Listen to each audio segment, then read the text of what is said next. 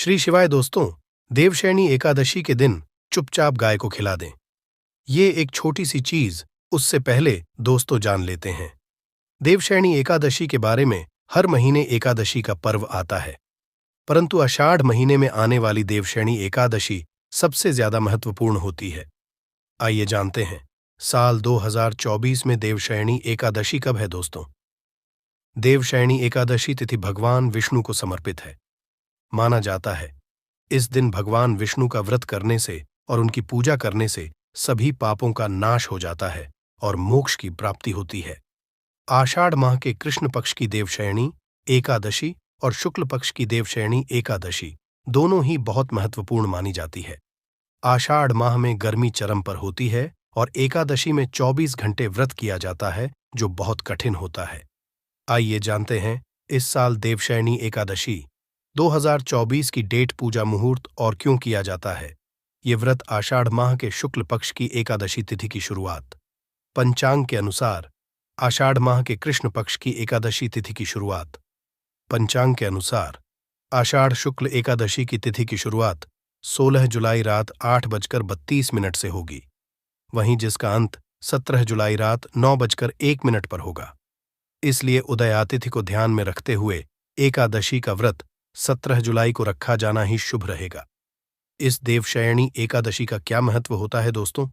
अपार शब्द का अर्थ होता है असीमित, यानी कि देवशयनी एकादशी का व्रत करने वालों को असीमित सुख और धन की प्राप्ति होती है। इसी कारण इसे एकादशी कहा जाता है। इतना ही नहीं, दशी को असीमित लाभ देने वाली एकादशी भी कहा जाता है। देवशयनी एकादशी समस्त पापों से मुक्ति दिलाने वाली एकादशी में से एक मानी जाती है। ऐसी मान्यता है कि इस व्रत को करने से पापों का अंत होता है। इतना ही नहीं, व्यक्ति को कई तरह के रोग, दोष और आर्थिक समस्याओं से भी छुटकारा मिलता है और अक्षय पुण्य की प्राप्ति होती है। पांडवों ने श्री कृष्णा के मार्गदर्शन में इस व्रत को करके महाभारत युद्ध में विजय प्राप्त की थी। दोस्तों, देवशयनी एकादशी के दिन स्वर्ग का दरवाजा खुल जाता है, इसलिए इस दिन किया गया दान पुण्य अन्य दिनों में किए गए दान पुण्य से अधिक फलदायी होता है। वास्तव में 17 जुलाई देवशयनी एकादशी के दिन अगर आप यह उपाय कर लेते हो तो यकीनन आप पर मां लक्ष्मी की कृपा होगी और आप धनवान बन जाओगे।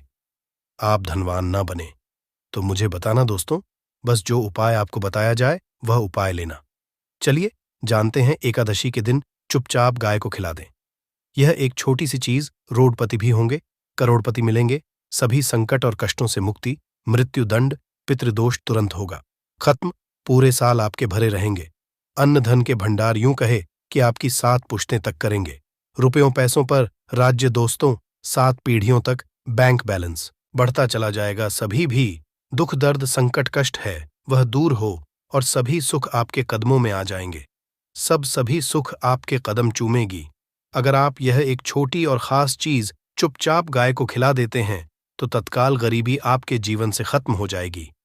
यूं कहे व्यक्ति रंग से राजा बन जाता है और 33 कोटि देवी देवताओं को धारण करने वाली गौ माता की भी कृपा व्यक्ति पर आजीवन बरसती है। व्यक्ति के घर में कभी भी अनन धन वस्त्र कमी नहीं होती है। धन के भंडार व्यक्ति के घर में भरे रहते हैं। व्यक्ति के जीवन से काल गरीबी खत्म हो जाती है। तो दोस्तों, कौन कौन से वे गाय से जुड़े खास और महत्वपूर्ण उपाय हैं जिन्हें अगर आप एकादशी के दिन कर लेते हैं तो दोस्तों यकीन मानिए, आपके घर में अन्न धन के भंडार सदैव भरे रहेंगे। जो भी जीवन के दुख दर्द संकट कष्ट हैं वह सभी दूर हो जाएंगे। इस वीडियो में हम आपको उसी एक खास और महत्वपूर्ण चीज के बारे में बताएंगे, क्योंकि आपको एकादशी के दिन गाय को जरूर खिलानी है। तो दोस्तों, फायदे के लिए पूरा वीडियो देखना।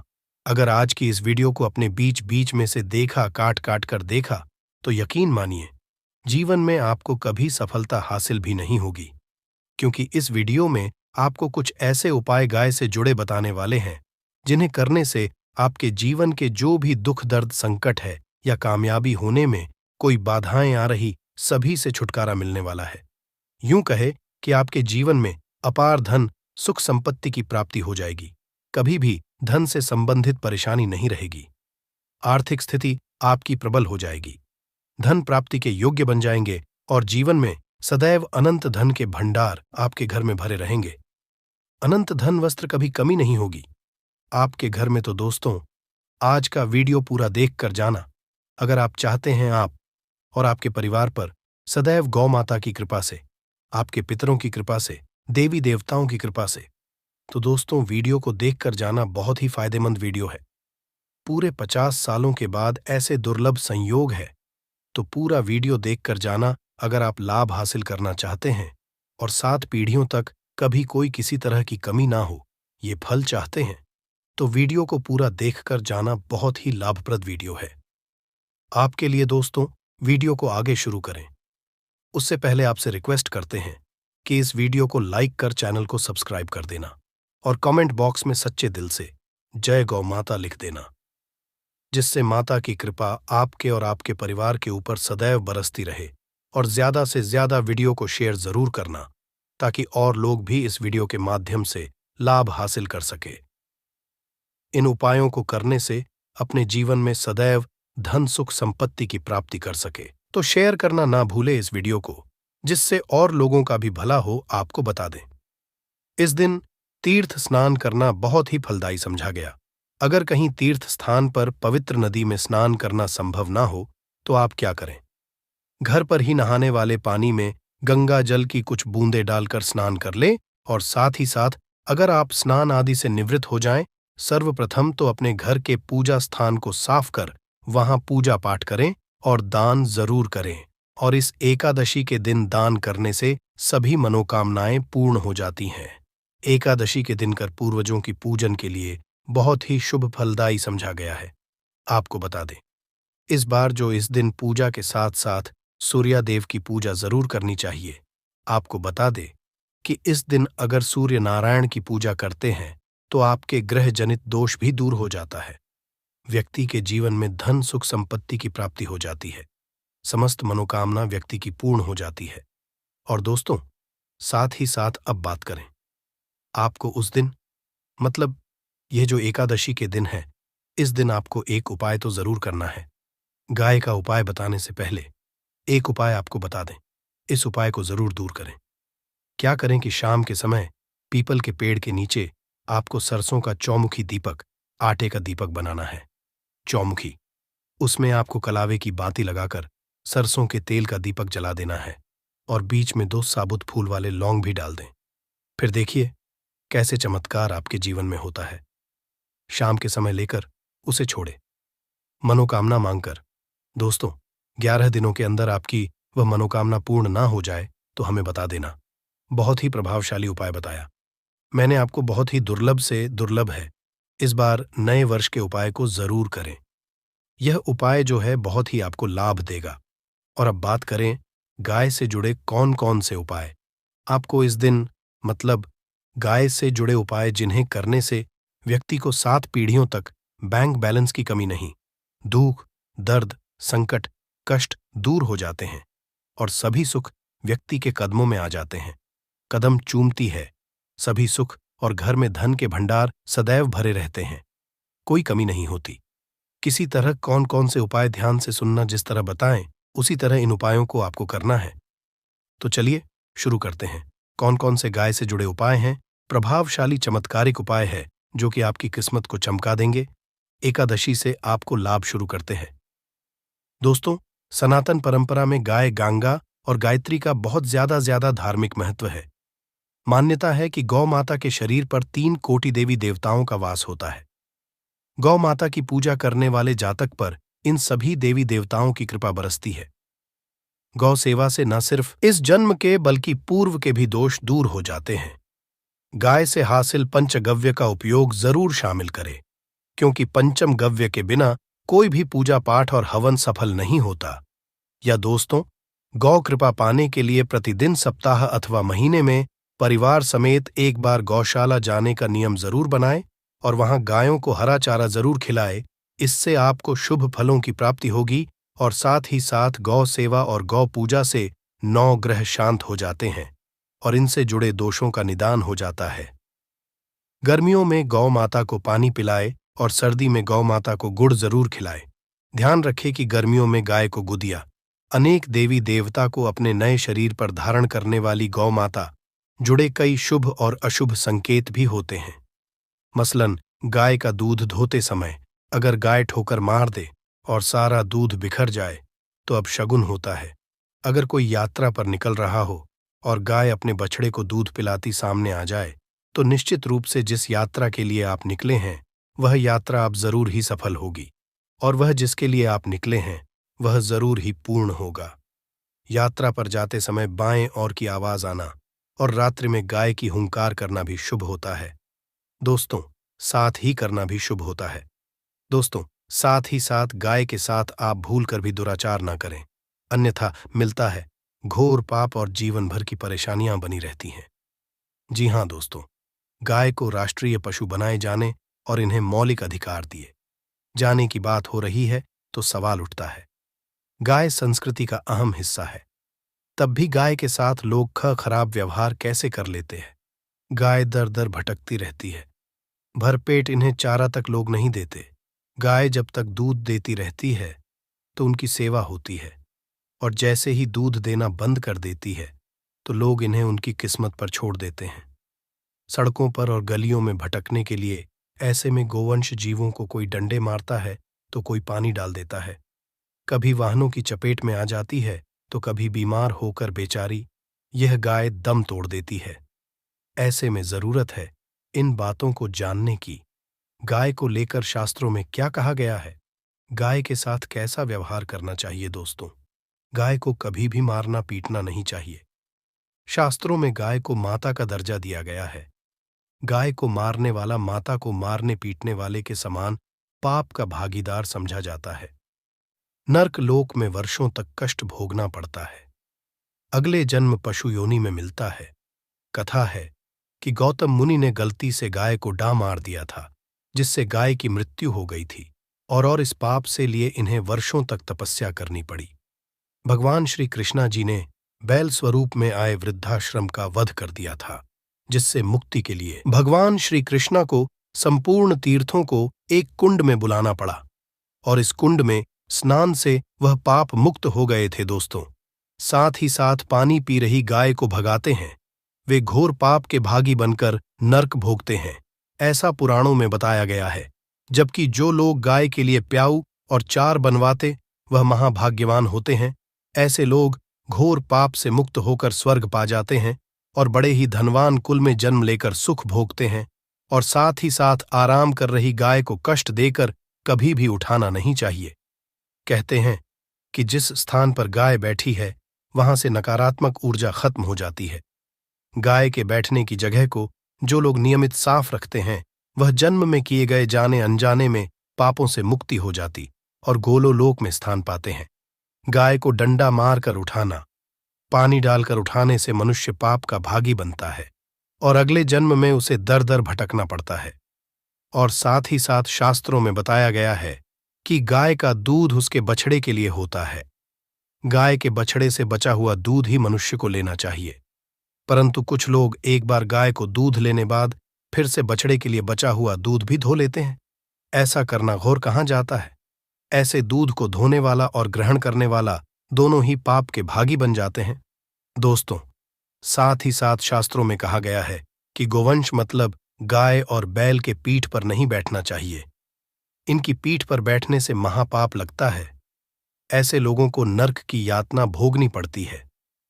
एकमात्र देव के अंश के उत्पन्न नंदी ही गोवंश है, जिस पर स्वयं महादेव और महादेवी सवारी करती है, क्योंकि नंदी ने स्वयं होनी इच्छा से महादेवी की सवारी बनना स्वीकार किया था। और साथ ही सात शास्त्रों में गाय के दान को बहुत ही महत्व दिया गया है, परंतु ऐसी गाय का दान कभी नहीं करना चाहिए जो बूढ़ी और बीमार हो।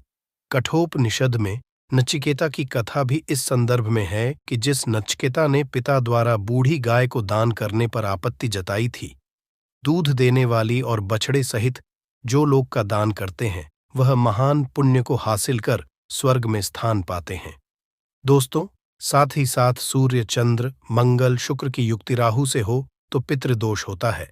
यह भी मान्यता है कि सूर्य का संबंध पिता से एवं मंगल का संबंध होने के कारण सूर्य अगर शनि, राहु या केतु के साथ स्थित हो या दृष्टि संबंधी हो तथा मंगल की युति राहु या केतु से हो तो पितृदोष होता है। इस दोष से जीवन संघर्ष में बन जाता है। अगर पितृदोष हो तो गाय प्रतिदिन या किसी भी एकादशी को या किसी पूर्णिमा के दिन अमावस्या या किसी भी खास दिन पर रोटी, गुड़, चारा खिलाने से पितृदोष खत्म जाता है। साथ ही साथ गाय की पीठ पर जो कुबड़ बना होता है वह बृहस्पति गुरु है।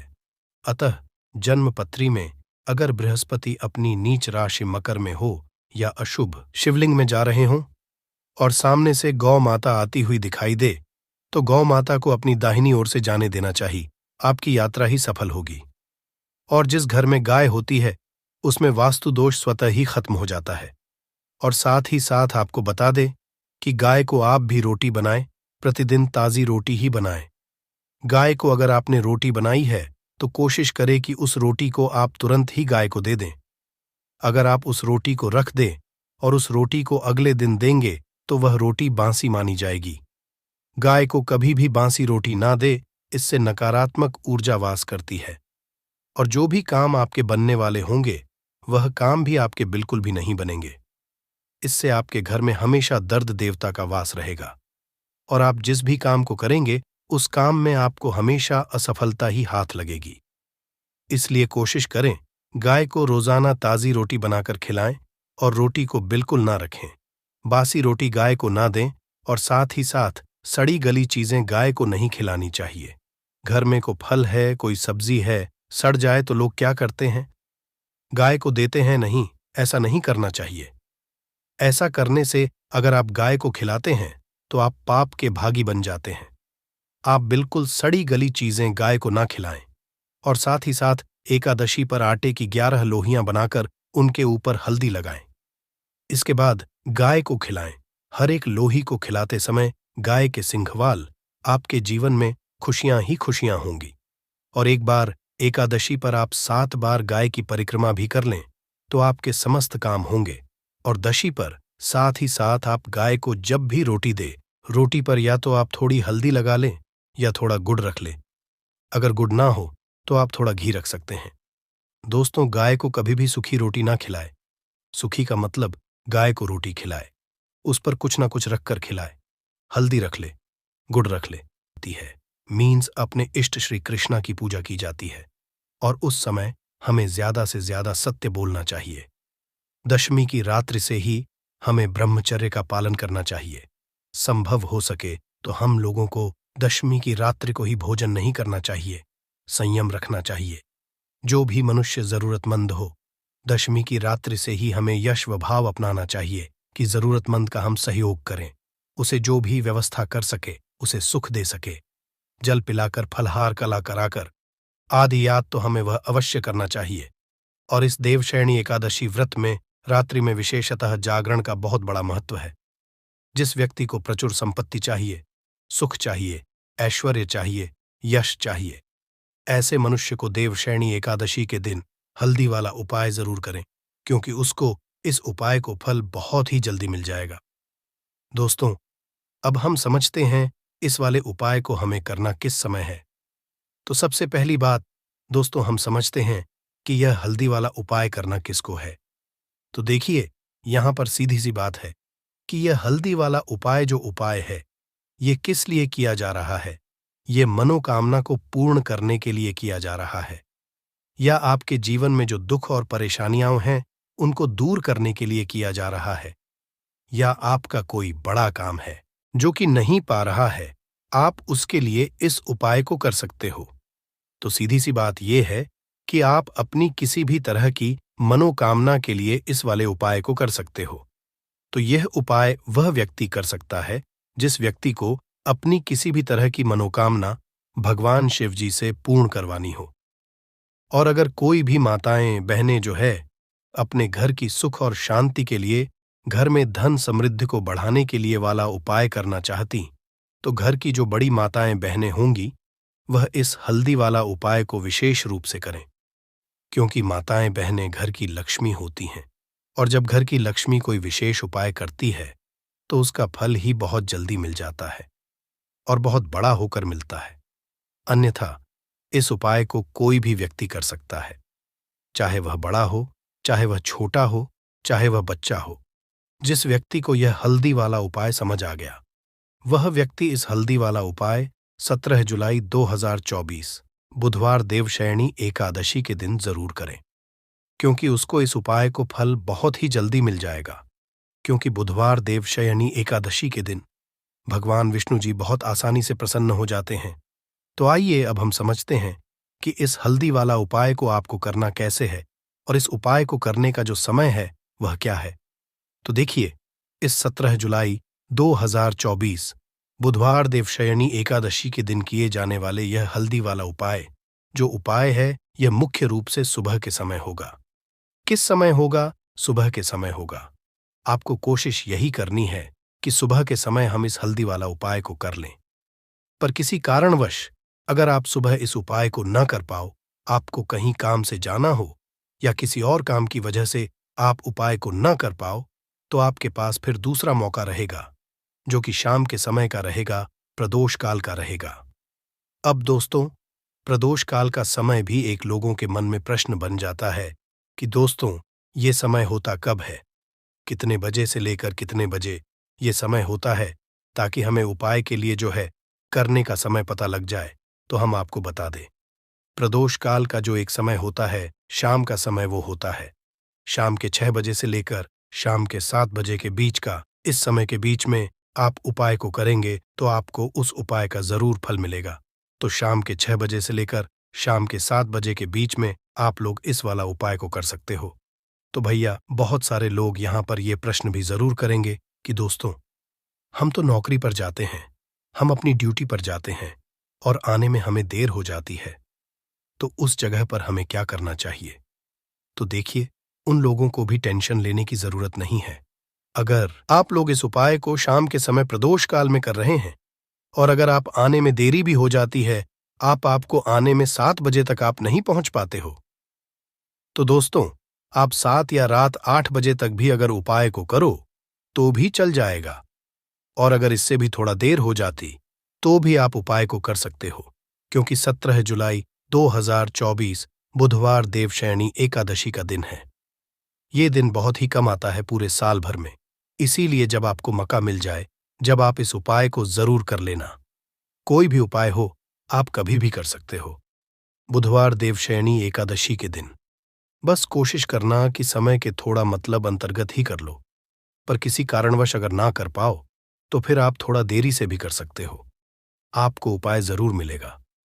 तो चलिए जानते हैं इस एकादशी में किए जाने वाले उस खास उपाय के बारे में। लेकिन उससे पहले एक प्रार्थना, अगर आप चैनल पर नए हैं तो कृपया चैनल को सब्सक्राइब अवश्य कर लें। देखिए, पूरे साल में पड़ने वाली इस आषाढ़ महीने का एकादशी का बहुत से साधकों को इंतजार रहता है। आषाढ़ महीने का पूरा महीना भगवान विष्णु को समर्पित होता है, माता लक्ष्मी को समर्पित होता है, माता तुलसी समर्पित होता है। और इस एकादशी में किए जाने वाला यह उपाय हमें हरिहर महादेव की कृपा भी प्राप्त करा देता है। देखिए, इस वीडियो में हम लोग पूज्य गुरुजी द्वारा बताए गए कुछ बहुत ही खास उपाय जानेंगे। लेकिन इन उपायों से पहले आप एक बात जान लीजिए कि आपको इस एकादशी में या फिर किसी भी एकादशी में किसी भी पेड़ की, किसी भी पौधे की कोई पत्ती नहीं तोड़नी है। पूज्य गुरुजी अपनी शिव महापुराण की कथा में यह बात कई बार कह चुके हैं कि आपको कोई पत्ती या कोई भी डंडी तोड़नी नहीं होती है। खास तौर से एकादशी के दिन बिल्कुल भी आपको नहीं तोड़ना है। इसी के साथ आपको एक और बात का ध्यान रखना है कि आप जब भी सुबह स्नान करें, किसी भी साल में पड़ने वाली जितनी भी एकादशी होती है, उन सभी एकादशी में आप अपना एक नियम बना लीजिए कि एकादशी जब आएगी तो उस दिन आप सुबह जब स्नान करेंगे तो उसमें एक चुटकी हल्दी मिला लेंगे। गुरुजी कहते, अगर यह नियम आप पूरे साल की एकादशी में ले लेते हैं तो आप स्वयं देखेंगे कि एक साल पहले आपका जीवन कैसा था और एक साल बाद आपका जीवन कैसा होगा। क्योंकि हल्दी डालकर जब भी हम लोग स्नान करते हैं तो गुरुजी कहते हैं कि इससे हमारे जीवन का दुर्भाग्य समाप्त होता है, माता लक्ष्मी की कृपा प्राप्त होती है, हमारे जीवन में धन आकर्षित होता है और हमारी सारी दरिद्रता समाप्त हो जाती है। इसलिए आपको यह नियम जरूर लेना चाहिए। अब बात करते हैं पूज्य गुरुजी द्वारा बताए गए सबसे बड़े उपाय के बारे जो आपको इस एकादशी के दिन में करना है। देखिए, इस बार की एकादशी बहुत ही महत्वपूर्ण है। आप सभी जानते हैं, आषाढ़ महीने का भगवान नारायण को समर्पित होता है और यह एकादशी भी पड़ रही है। 17 जुलाई 2024 बुधवार देवशयनी एकादशी। देखिए, इस उपाय के लिए आपको एक दीपक ले लेना है। दीपक आप मिट्टी का भी इस्तेमाल कर सकते हैं, या फिर आप चाहे तो अपने घर पर आटा मारकर उसका भी दीपक बना सकते हैं। इस दीपक में आप ही का इस्तेमाल करना है। शुद्ध देसी गाय का अगर घी मिल जाता है तो यह आपके लिए बहुत ही विशेष होगा। अगर नहीं मिल पाता है तो फिर आप शुद्ध घी का इस्तेमाल कर सकते हैं। अब देखिए, इस दीपक में आपको गोलरी की बत्ती का उपाय करना है। गोल रुई की बत्ती का उपाय हम लोग इसलिए करेंगे क्योंकि हम लोग यह दीपक भगवान नारायण के निमित्त लगाएंगे, यानी भगवान विष्णु के निमित्त लगाएंगे। यह दीपक ही हमारे जीवन के सारे संकटों को समाप्त करेगा। हम जीवन में किसी भी तरह से अगर दुखी है, चाहे धन प्राप्त नहीं हो पा रहा है, चाहे हमारे व्यापार में आए दिन कोई ना कोई समस्या आ रही है, या फिर हमारे जीवन में कोई समस्या आ रही है, तो यह हल्दी वाला दीपक हमें इन सारी समस्याओं से बाहर निकालकर धन धान्य की प्राप्ति कराएगा। देखिए, शाम के समय में ही आपको यह उपाय करना है। शाम को जब सूर्यास्त हो जाएंगे तब आप यह दीपक और एक छुटकी पिसी हुई शुद्ध हल्दी लेकर पहुंच जाएंगे अपने तुलसी जी के पौधे के सामने।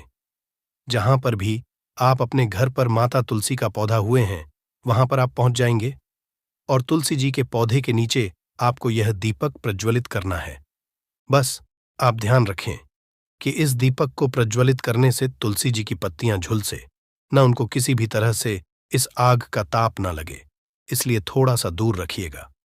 इस दीपक को आप वहीं पर प्रज्वलित कर दीजिए और प्रज्वलित करने के बाद ये जो एक चुटकी हल्दी आप लेकर आए हैं, इसे इस दीपक में डाल दीजिए। फिर वहीं पर आप कम से कम 11 बार या अधिक से अधिक 108 बार ओम नमो भगवते वासुदेवाय इस मंत्र का स्मरण कर लीजिए। भगवान नारायण को प्रसन्न करने के लिए, माता लक्ष्मी की कृपा प्राप्त करने के लिए यह मंत्र अचूक है, इसलिए आपको इस मंत्र का कम से कम 108 बार जाप जरूर करना चाहिए। फिर वहीं पर बैठकर आप भगवान नारायणा से प्रार्थना कर लीजिए, माता लक्ष्मी से प्रार्थना कर लीजिए कि आपके जीवन में जो संकट चल रहे हैं, जो धन से संबंधित समस्याएं चल रही हैं, उनको दूर करने की कृपा करें। देखिए, अगर आप पूज्य गुरुजी की शिव महापुराण की कथा सुनते हैं तो आपको पता होगा कि इस आषाढ़ महीने का मेन दीपदान का कितना ज्यादा महत्व है, और इसीलिए आपको इस देवशयनी एकादशी में यह एक दीपक तुलसी जी के निमित्त जरूर दान करना है, भगवान नारायण के निमित्त जरूर दान करना है। इस एक दीपक से क्या होगा, ये आप आने वाले कुछ ही हफ्तों के अंदर जान जाएंगे, इसलिए आपको ये एक दीपक जरूर प्रज्वलित करना है। अब इसके बाद बात करते हैं गुरुजी द्वारा बताए गए दूसरे खास उपाय के बारे में। क्योंकि बुधवार के दिन देवशयनी एकादशी पड़ रही है, इसलिए आपको इस उपाय के लिए 7 चने की दाल ले लेनी है। सेवन चने की दाल ले लीजिए और फिर 1 या 2 टुकड़े गुड़ के ले लीजिए। फिर इसी के साथ आपको ले लेना है 1 लोटा आप तांबे का ले लीजिएगा।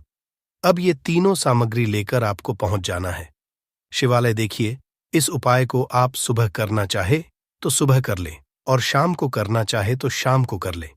शिवालय पहुंचने के बाद आप सबसे पहले एक काम करेंगे, जो 1 या 2 टुकड़े गुड़ के लेकर आए हैं उसे इस 1 लोटे जल में डाल लीजिए। वहीं शिवलिंग के सामने बैठकर ही आप इसे 1 लोटे जल में डाल लीजिए और कम से कम 11 बार श्री शिवाय नमस्तु या फिर ओम नमः शिवाय, इन दोनों में से किसी भी एक मंत्र का जाप कर लीजिए। इसके बाद आप जो 7 चने की दाल लेकर आए हैं, उन चने की दाल को इसी 1 लोटे जल से थोड़ा सा गीला कर लीजिए। थोड़ा सा जल इन चनों की दाल के ऊपर डाल लीजिए और इसे हल्का सा गीला कर लीजिए। अब इन दालों को, इन 7 चने की दालों को आप एक साथ शिवलिंग के ऊपर समर्पित कर दीजिए और बृहस्पति महादेव का स्मरण कर लीजिए। कौन से महादेव का? बृहस्पति महादेव का समर्पित करने के बाद आपके जीवन में जिस भी तरह की समस्या चल रही है उसको दूर करने के लिए बृहस्पतिश्वर महादेव से प्रार्थना कर लीजिए। या फिर आपकी कोई विशेष मनोकामना है जो बहुत दिनों से परिपूर्ण नहीं हो पा रही है, तो उसको परिपूर्ण करने के लिए बृहस्पति शाउरिया महादेव से प्रार्थना कर लीजिए। और फिर यह एक लौटा जल जिसमें आपने गुड़ मिलाया है, उसको शिवलिंग के ऊपर धीरे धीरे करते जाइए और लगातार ओम नमः शिवाय मंत्र का स्मरण करते जाइए। पूज्य गुरुजी ने कहा कि गुण का टुकड़ा जब भी हम लोग शिवलिंग में समर्पित करते हैं, तो इससे हमारे जीवन में ओज तेज की वृद्धि होती है। और जब भी हम चने की दाल शिवलिंग में समर्पित करते हैं, तो ऐसा शिव महापुराण की कथा में कहा गया है। पूज्य गुरुजी ने अभी अपनी पिछली शिव महापुराण की कथा में बताया था कि जब भी हम चने की दाल लिंग के ऊपर समर्पित करते हैं, तो ये हमें उतना ही फल प्रदान करती है जितना हम लोग सोना दान करते हैं। यानी अगर हम अपने जीवन में स्वर्ण का दान नहीं कर पाते हैं, सोने का दान नहीं कर पाते हैं, तो अगर हम लोग केवल 7 चने की दाल शिवलिंग के ऊपर समर्पित कर देते हैं, तो हमें स्वर्ण दान के बराबर ही पुण्य की प्राप्ति होती है। इसलिए आप इस बुधवार के दिन पड़ने वाली आषाढ़ महीने का देवशयनी में यह उपाय जरूर करिएगा। अब इसके बाद बात करते हैं गुरुजी द्वारा बताए गए सबसे आखिरी उपाय के बारे में। इस उपाय के लिए आपको 1 चुटकी हल्दी फिर से ले लेनी है। देखिए, आषाढ़ मास में जो भी उपाय हल्दी से बताए जाए, या जो भी उपाय तुलसी जी के पत्ती से बताए जाए, या जो भी उपाय इलायची से बताए जाए, तो यह उपाय आप जरूर किया करिए, क्योंकि ये सारे उपाय धन को आकर्षित करने के लिए होते हैं, माता लक्ष्मी की कृपा करने के लिए होते हैं, आपके जीवन से दुर्भाग्य को समाप्त करने के लिए होते हैं। इस उपाय के लिए भी आपको 1 चुटकी हल्दी ले लेनी है और साथ ही साथ 1 लोटा जल ले लेना है। तांबे के पात्र में 1 लोटा जल ले लीजिए और ये दोनों सामग्री लेकर आपको पहुंच जाना है किसी भी आंवले के वृक्ष के नीचे,